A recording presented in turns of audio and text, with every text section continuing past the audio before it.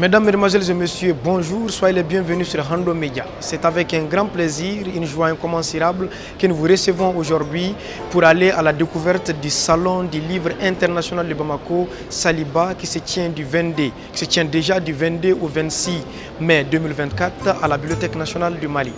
Le Salon du Livre International de Bamako, c'est des expositions de livres et des expositions de livres des éditions étrangères comme la Côte d'Ivoire, le Niger, la Guinée, ainsi de suite. C'est des dédicaces, c'est aussi une cérémonie d'ouverture présidée par le ministre de la Culture lui-même.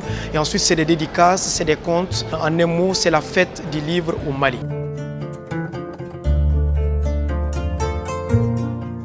Et nous sommes au stand de nos amis venus de la Côte d'Ivoire. Monsieur, bonjour. Bonjour. Je vais vous présenter, s'il vous plaît.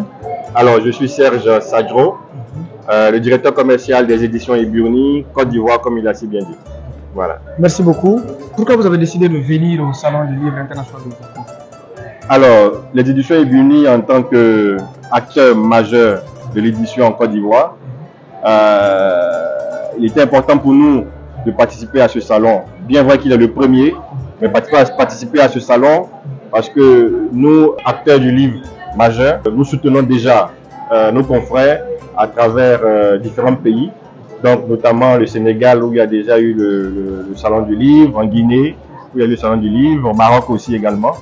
Donc, il était important pour nous d'être présents à Bamako pour soutenir nos frères et nos confrères du livre. Ça se passe comment? L'exposition, vous êtes là depuis hier. Comment ça se passe dans l'ensemble? Oui, nous avons démarré depuis hier, ça se passe très bien. Nous continuons de recevoir du monde, aussi bien la population dans sa généralité, les étudiants, les élèves qui passent sur nos stands. Et je peux dire que tout se passe très bien. Tout se passe très bien. Merci beaucoup.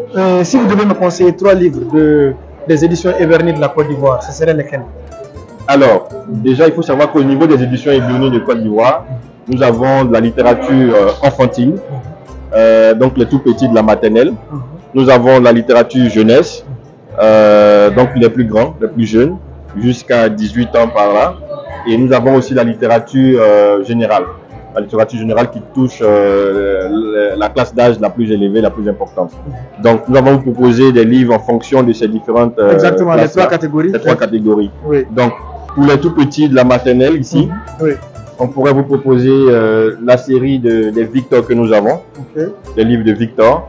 Voilà. Ça, c'est pour pour les tout petits. La littérature, oui. Victor dans la forêt. Victor à la ferme. Victor et le concours des talents, Victor à la mer. Donc c'est une série de livres concernant les aventures de Victor.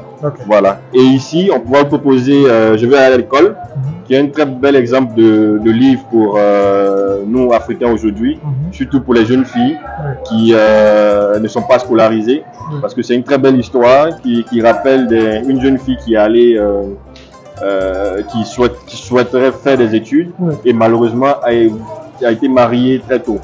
Donc ils ont voulu la marier très tôt, donc elle a dû s'échapper et elle s'est retrouvée dans des conditions qui ne lui permettaient pas d'étudier correctement. Donc cela rappelle à nous, parents, à nous adultes, qu'il faut mettre nos enfants à l'école, il faut leur donner la chance de pouvoir réussir leurs études et leur donner la possibilité de choisir eux-mêmes leur avenir. Voilà. Maintenant la littérature générale. Ensuite pour la littérature générale, vous avez aussi la lettre. Donc la lettre déjà. La lettre qui est une très belle histoire. Gina Dik Bogifo, c'est une très belle histoire d'une famille qui décide de partir à l'aventure et c'est leur fils, le dernier, qui raconte l'histoire et qui rappelle toutes les mésaventures qu'ils ont vécues lors de leur traversée et qui a failli se solder par une catastrophe et par la grâce de Dieu tout s'est bien passé, donc ils ont dû rebrousser chemin pour revenir en Côte d'Ivoire. Donc il écrit une lettre à son ami pour lui expliquer les mésaventures de lui et sa famille.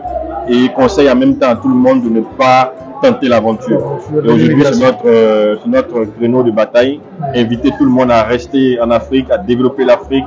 On a beaucoup de richesses ici et ce livre-là, vraiment, je le conseille à tous nos jeunes, à tous nos frères qui seraient tentés de vouloir faire la traversée. Merci beaucoup.